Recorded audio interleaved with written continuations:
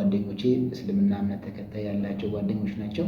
የኔ ጓደኞች እውነቱን ለመናገር ስለ እኔ ሃይማኖት በደንብ ያውቃሉ። ስለ ሃይማኖት ስለ ባህል ደግሞ ካላወራን ስለምን እንደምናወራም ስለማስቅለት ቀን ሁሉም ምዕመናን በቤተ ክርስቲያን መጥተው ስግደት ቀን ስግደት ይሰግዳሉ። የተለያዩ በጎ ነገሮችን ያደርጋሉ። ጸሎት በመጸለይ ይታለፋል ማለት ነው። ሁላችንም ሃይማኖታችንን የምናከብር ከሆነ ባህላችንን የምንወድ ከሆነ ታላላቆቻችንን የምንወድ ከሆነ ሀገር ትክክል ይሆናል። የኛን የምንወደውን ነገር ስንወድ የምንወዳቸው ሰዎች ደግሞ የምንወደውን ነገር እንደሚወዱልን አንጠራጠርም። ጅራፍና ቡጢ ምራቅና ሐሞት ለዓይን ደስ የማይል የስቃይ ደም ግባት በደም የተረጩ ቅዱሳት አልባሳት እኚህ ናቸው ውበት የጌታ ደም ግባት የመዳን አለኝታ የዘላለም ትራ። ጤና ይስጥልን፣ እንደምን አላችሁ? ውድና የተከበራችሁ የቺፕስ ቲዩብ ቤተሰቦች፣ የእኛ ቤተሰቦች እንደምን ናችሁ? እንዴት ናችሁ?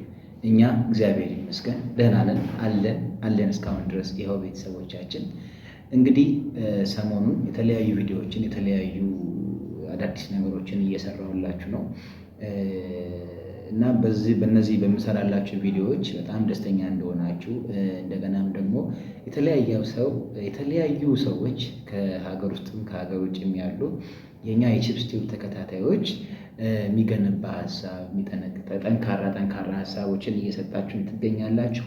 እነዛን ሀሳቦቻችሁን ሳትሰስቱ ስለምትሰጡ ያልተገደበ ምክራችሁን ስለምትለግሱን እውነት በጣም እናመሰግናለን። በጣም በምትሰጡን ሀሳብ እኛም ደስተኞች ነን። ከዚህ የበለጠ ለመስራት ተዘጋጅተናል ማለት ነው። ቤተሰቦቻችን እንግዲህ ዛሬም በአዲስ ቪዲዮ በአዲስ ሀሳብ መተናል። ቤተሰቦቻችን እንደሚታወቀው አሁን ያለንበት ወቅት የጾም ወቅት ነው። የጾም ወቅትም ሆኖ ከሳምንታት ሁሉ የተለየ ትልቁ ሳምንት ወይም ደግሞ ያው 2 ወር ጾመናል እኛ ክርስቲያኖች እና ከጾሞች ሁሉ በጣም ከባዱ ሳምንት ወይም ደግሞ እጅግ ብዙ ስርዓቶች ሊፈጸሙበት የሚችለው ሳምንት ይሄኛው ሳምንት ላይ እንገኛለን ማለት ነው። ሰሞኑን እንግዲህ አብዛኛዎቹ የምንሰራው ቪዲዮዎች ያው የክርስትና እምነት ተከታዮች ለሆኑ ቤተሰቦቻችን ነው። ብዙዎቻችን እንደሚታወቀው ወዳጆቻችን፣ ጓደኞቻችን፣ ቤተሰቦቻችን በሙሉ እርስ በርስ ተቻችለን ተከባብረን ተደማምጠን የምንኖር ሰዎች ነን እና የኛ እንደዚህ መሆን በሃይማኖታችንን ወይም ደግሞ የኛን የምንወደውን ነገር ስንወድ የምንወዳቸው ሰዎች ደግሞ የምንወደውን ነገር እንደሚወዱልን አንጠራጠርም። ምክንያቱም ሰዎች ሁላችንም ሃይማኖታችንን የምናከብር ከሆነ ባህላችንን የምንወድ ከሆነ ታላላቆቻችንን የምንወድ ከሆነ ሀገር ትክክል ይሆናል። የምንሄድበት የምንመጣበት ቦታ በሙሉ የተስተካከለ የተቃና መንገድ እንደሚሆን አልጠራጠርም ማለት ነው። ቤተሰቦቻችን እንግዲህ ያው ይታወቃል ሁላችንም። እኔ ጓደኞቼ እስልምና እምነት ተከታይ ያላቸው ጓደኞች ናቸው።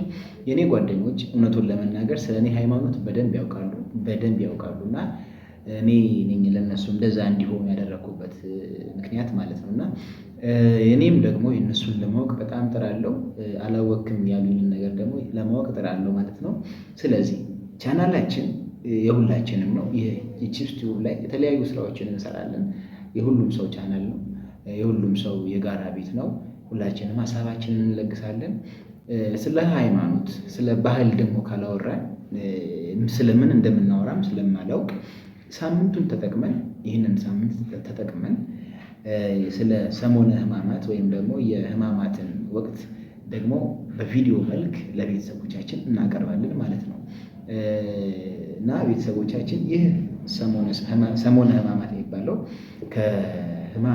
ከሆሳዕና ዋዜማ ቅዳሜ እስከ የትንሣኤ ዋዜማ ቅዳሜ ድረስ ያለውን ጊዜ የሚያጠቃልል ነው። ይህም ሳምንት አዳም አትብላ የተባለውን ዕፀ በለስ በልቶ የሞት ፍርድ ከተፈረደበት በኋላ ያሳለፈው 5500 የፍዳ ዘመን የሚያስታውስ ነው።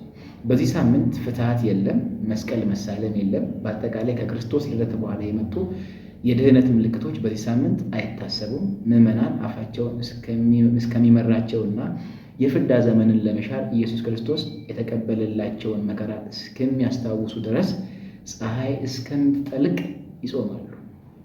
ያው እስካሁን ድረስ ስንመጣ በዚህ ሁለት ወሩ ጾም ላይ ሁላችሁም እንደምታውቁት እስከ 9 ሰዓት ነው የምንጾመው። እስከ 9 ሰዓት ጾመን ከዛ በኋላ እንገድፍና ነው ወደ ዕለት ተግባራችን የምንሄደው። በዚህኛው ሳምንት ግን ይህ ሳምንት አሁን እንደገለጽኩላችሁ እስከ ምሽት ፀሐይ እስክትጠልቅ ባለው ሰዓት ድረስ በአፋችን ጣፋጭ ነገር ሳያልፍ የተለያዩ ለደስታችን ወይም ደግሞ ለስጋችን የሚሆኑ ነገሮችን ሳንሰራ ለማሳለፍ የምንሞክረው ሳምንት ነው ማለት ነው። ከሰኞ እስከ ትንሣኤ ዋዜማ ያሉት ከስድስቱ የሰሙነ ሕማማት ዕለታት ትርጉም ተሰጥቷቸው ይታሰባል። እነዚህም ከሰኞ ወይም ደግሞ በባለፈው ቪዲዮ ሰርቼላችሁ ነበረ። ከሰኞ እስከ ቅዳሜ ከሰኞ እስከ ሰሙነ ሕማማት ከሰኞ እስከ ቅዳሜ እስከ ትንሣኤ ዋዜማ ማለት ነው እስከ ቅዳሜ ድረስ ታስቦላቸው ቀን ተሰጥቷቸው ይውላል እና ሰኞ ይህ ዕለት የቤተ መቅደስ መንጻትና መርገመ በለስ የተፈጸመበት ዕለት ነው። ምሳሌውም አንድ በአትክልት ስፍራ የተተከለች በለስ የነበረው ሰው ፍሬ ሲፈልግባት መጥቶ ምንም ስላላገኘባት የረገመበት ዕለት ሲሆን የሰው ልጆችን በአምላክ የተሰጣቸውን ስራ ሰርተው ፍሬ ካላፈሩ ተመሳሳይ ዕጣ ፈንታ እንደሚደርስባቸው የሚያሳይ ነው። ሰኞ ዕለት ማለት ነው። ማክሰኞ ይህ ቀን ኢየሱስ ክርስቶስ በተናገረውና ባደረገው ላይ አይሁድ ጥያቄ ያቀረቡበት እርሱም መልስ በመስጠት ያስተማረበት ዕለት ነው። በዚህ ምክንያት የጥያቄና የትምህርት ቀን በመባል ይታወቃል። ማክሰኞ ቀን የትምህርት ቀን፣ የጥያቄ ቀን ይባላል። ረቡዕ ይህ ዕለት ደግሞ የአይሁድ ሊቃነ ካህናት እና ጸሐፍት ፈሪሳውያን ኢየሱስ ክርስቶስ እንዴት መያዝ እንደሚችሉ ምክር የጀመሩበት ቀን ነው። በዚህም ምክንያት ዕለቱ የምክር ቀን በመባል ይታወቃል። ረቡዕ ዕለት የምክር ቀን ወይም አይሁዳውያን ፈሪሳውያን ጸሐፍት ፈሪሳውያን ኢየሱስ ክርስቶስን እንዴት አድርገው መያዝ እንዳለባቸው የተመካከሩበት ቀን ነው ማለት ነው። ረቡዕ ዕለት። ሐሙስ ኢየሱስ ክርስቶስ በዚህ ዕለት ፍጹም ሰው ፍጹም አምላክ መሆኑን ለመግለጥ እና ለአርአያነት ጸሐፍት ፈሪሳውያን የአይሁድ ካህናት መጥተው እስኪይዙት ድረስ ሲጸልይ በማደሩ ምክንያት ጸሎተ ሐሙስ በመባል ይታወቃል። ትሕትና፣ ፍቅር፣ መታዘዝ እንዲሁም የአገልግሎትን ትርጉም ለማስረዳት እና ለማስገንዘብ የደቀ መዛሙርቱን እግር በማጠብ ሕጽበተ ሐሙስ በመባል እንደሚጠራ ሊቃውንተ ቤተ ክርስቲያን ያስረዳሉ ማለት ነው። ይሄ ሐሙስ ዕለት ኢየሱስ ክርስቶስ የሐዋርያትን እግር ያጠበበት ቀን ነው እና ይህንን ቀን በማሰብ ደግሞ ሐሙስ ዕለት ሁላችሁም እንደምታውቁት የእግር የሚታጠብበት ቀን ነው እና ሁሉም ሰው እግሩን ይታጠባል ማለት ነው። በጸሎተ ሐሙስ ቀን ካህናት እግርን ያጥባሉ፣ የቤተክርስቲያን ምዕመናንን እግር ያጥባሉ። ዓርብ ዕለት ዕለቱ የኢየሱስ ክርስቶስ ለአዳምና ለልጆቹ ሲል በቀራንዮ መከራን ተቀብሎ አደባባይ ተሰቅሎ መዋሉን የሚታሰብበት ቀን ነው። በተለምዶ ስቅለት ወይም ስግደት በመባል ይታወቃል። ይህንን እንደውም ካላንደርም ይዘጋዋል። በዚህ ዕለት ብዙ ሰው የስቅለት ቀን ሁሉም ምዕመናን በቤተ ክርስቲያን መጥተው የስግደት ቀን ስግደት ይሰግዳሉ። የተለያዩ በጎ ነገሮችን ያደርጋሉ። ጸሎት በመጸለይ ይታለፋል ማለት ነው። እኔም ሰመቼ ማላቀው የነበረው የቅዳሜን ቀን ነው። እስኪ ሁላችንም ደግሞ አብረን እንየው። ቅዳሜ ኢየሱስ ክርስቶስ በከርሰ መቃብር የዋለባት ዕለት የሚታሰብበት ቀን ስለሆነች ቅዳሜ ስዑር ወይም ቅዳም ስዑር ወይም የተሻረ ቅዳሜ ትሰኛለች። የተሻረች ቅዳሜ የተባለችውም በዓመት አንድ ቀን የሚጾምባት ብቸኛዋ ሰንበት ስለሆነች ነው። በዓመት አንድ ቀን ይጾማል እና በዓመት አንድ ቀን የሚጾምባትን ቅዳሜ የተሻረችዋ ቅዳሜ ያው እንደምታውቁት ሁለት ሰንበት የሰንበት ቀን ቅዳሜ ሰንበትና እሁድ ሰንበት መባል ይታወቃል እና ቅዳሜ ቀን በዓመት አንዴ ለትንሣኤ ማንቂያ ወይም ደግሞ ለትንሣኤ ዋዜማ ሲሆን እንደሚጾም ነው ማለት ነው። የኢየሱስ ክርስቶስ እናት ድንግል ማርያም እና ሐዋርያት እሱን አይሁድ ከያዙበት ሐሙስ ሌሊት ጀምሮ እስከ ትንሣኤ ድረስ እህል ውሃ አለመቅመሳቸውን ምክንያት በማድረግ ለእሁድ አጥቢያ ሌሊት 6 ሰዓት ትንሣኤው ታውጆ ቅዳሴ እስኪያበቃ ድረስ የምትጾም ብቸኛዋ ሰንበት ነች ይህች ቀን ቅዳሜ ቀን ማለት ነው እና ሁሉም በሌላ ቋንቋ ደግሞ ማክፈል የምንለው ማለት ነው። ስናከፍል የምንጠቀመው ቋንቋ ነው ማለት ነው። ቤተሰቦቻችን እንግዲህ አሪፍ ነገር እየወሰዳቸው እንደሆነ በደንብ እርግጠኛ ነኝ። እኔ ያነበብኩትን እኔ ያየሁትን ስመለከት ለቺፕስ ቲዩብ ቤተሰቦች ሰሞነ ሕማማት እንደመሆኑ መጠን ለምን ለነሱስ አንድ ሁለት ነገር አልላቸውም ብዬ ነው።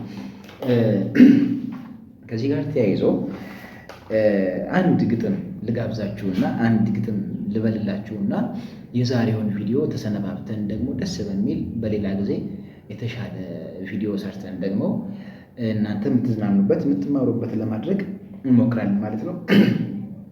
ግጥሙ የገጣሚ ኤፍሬም ስዩም ነው። የጅራፍ ንቅሳት ይላል እና ከሕማማት ጋር የተያያዘ ግጥም ነው። ከጀርባህ ላይ ያለው የጅራፍ ንቅሳት እኛን የመውደድህ የዘላለም ትራት፣ የፋሬስ የሳዶቅ ያለማመን ደባ፣ የጲላጦስ ግርፊያ የሄሮድስ ካባ፣ ከፊትህ የወጣው የደም ጎርፍ እና እንባ፣ ለአንተ ስቃይ ናቸው ለእኛ ግን ደስታ። መከራህ ነውና የመዳን አለኝታ የመዳን አለኝታ። ጅራፍና ቡጢ ምራቅና ሐሞት ለአይን ደስ የማይል የስቃይ ደም ግባት፣ በደም የተረጩ ቅዱሳት አልባሳት እኚህ ናቸው ውበት የጌታ ደም ግባት። የመዳን አለኝታ የዘላለም ትራት። ውዴን ያላያችሁ እኔ ልንገራችሁ፣ ፍቅሩን ላሳያችሁ ድምፁን ላሰማችሁ። ምራቅ ተቀብቷል ቡጢ ተቀብሏል፣ ኃጢአት ተሸክሟል በቁንዳላው መሃል የደም ጎርፍ ይፈሳል። የፍቅር ንጉሥ ነው የሾህ አክሊል ደፍቷል። ውዴን ያላያችሁ ድምፁን ላሰማችሁ፣ ፍቅሩን ልንገራችሁ። አይኑ ፍቅር ያለቅሳል ጎኑ ደም ይረጫል፣ ጽሕሙ ተነጭቷል ልብሱ ሜዳ ወድቋል። በቃሉም ቅዱስ ነው ይቅርታን ይሰዋል። ከፍቅር ትከሻው የዓለም ደዌን አዝሏል። ከጀርባው ላይ ያለው የጅራፍ ንቅሳት እኛን የመውደዱ የዘላለም ትራት፣ ለሱ ስቃይ ናቸው ለእኛ ግን ደስታ። መከራው ነውና የመዳን አለኝታ የመዳን አለኝታ። ይህ ሁሉ ቢሆንም የሰው ልጆች ድፍረት ክብሩን አይቀንስም። ስለ ሰው መድከሙ ኃይሉን አያወርድም። ስሙ እግዚአብሔር ነው፣ ስሙ ይቅርታ ነው፣ ስሙ መሐሪ ነው። የፈረሱን ብርታት ብርታቴ ነው የሚል ብዛቱን ተማምኖ የሚታበይ ልዑል በሱ ስም ይወድቃል፣ በስሙ ይጣላል። ስሙ ሁሉን ቻይ ነው ሁሉንም አድራጊ፣ ታላቁን የሚጥል ለታናሽ ተዋጊ። ውዴን ያላያችሁ ድምፁን ላሰማችሁ፣ እኔ ልንገራችሁ። ከጀርባው ላይ ያለው ጅራፍ ንቅሳት እኛን የመውደዱ የዘላለም ትራት፣ ለእርሱ ስቃይ ናቸው ለእኛ ግን ደስታ። መከራው ነውና የመዳን አለኝታ። እናም ጌታችን ሆይ ያመኑ ይጽናኑ፣ የወጉ ሚዩ በደም የተረጩ ልብሶችን ለብሰህ አሜን ጌታችን ሆይ ናልን ተመልሰ ይላል። እንግዲህ ኤፍሬም ስዩም በጣም ደስ የሚል ግጥም ነው። ይህን ግጥም በጣም ደስ የሚል ግጥም የኢየሱስ ክርስቶስን ስቅለት ጊዜ የሚያስታውስ አሪፍ ግጥም ነውና ተመልካቾቻችን፣ ተከታታዮቻችን፣ የቺፕስቲዩብ ተከታታዮች እንግዲህ የዛሬ ቪዲዮ ምንም አይነት የተለያዩ ሀሳቦች የሉትም። እንደምታውቁት እኛ ለራሳችን፣ ለሃይማኖታችን፣ ለባህላችን፣ ለማህበረሰባችን የምንጠነቀቅ የምናስብ ሰዎች ነን። እኛ ደግሞ ከሃይማኖት ውጭ ከባህል ውጭ ሌላ የተሰራንበት የታጠርንበት ሌላ ምንም ነገር የለምና በጎ ነገርን የሚፈልጉ ሰዎች በጎ ሀሳብ ላይኖራቸው ይችላል። መልካም ነገርን የሚፈልጉ ሰዎች ደግሞ መልካም ነገርን ለመስራት ዕለት ዕለት ይጥራሉ፣ ይሞክራሉ ማለት ነው። የዛሬው ቪዲዮአችን እንግዲህ ይህንን ይመስል ነበረ። እስካሁን ድረስ ስለተከታተላችሁን፣ እስካሁን ድረስ ስላዳመጣችሁን፣ ስላያችሁን በእውነት በጣም እናመሰግናለን። ተከታታዮቻችን፣ ለመላው የክርስትና እምነት ተከታዮች ፈጣሪ ለትንሣኤ በዓል በሰላም ያደርሳችሁ። ለእስልምና እምነት ተከታዮች ደግሞ መልካም ምኞታችሁን እንድትገልጹልን ስንል በአክብሮት እንጠይቃለን። በሌላ ቪዲዮ በሌላ ሀሳብ እስከምንገናኝ ድረስ በጣም እናከብራችኋለን፣ በጣም እንወዳችኋለን። ሀሳብ አስተያየታችሁን ባለው በተመቻችሁ ቦታ ላይ እንድትገልጹልን ስንል እንጠይቃለን። ቪዲዮ ከተመቻችሁ ደግሞ ሰብስክራይብ ብታደርጉ ደስ ይለናል። ላይክም ብታደርጉ በጣም ደስ ይለናል። ኮመንት ብትጽፉ ደግሞ እንበረታታለን። ቤተሰቦቻችን ሰላም ሁኑልን።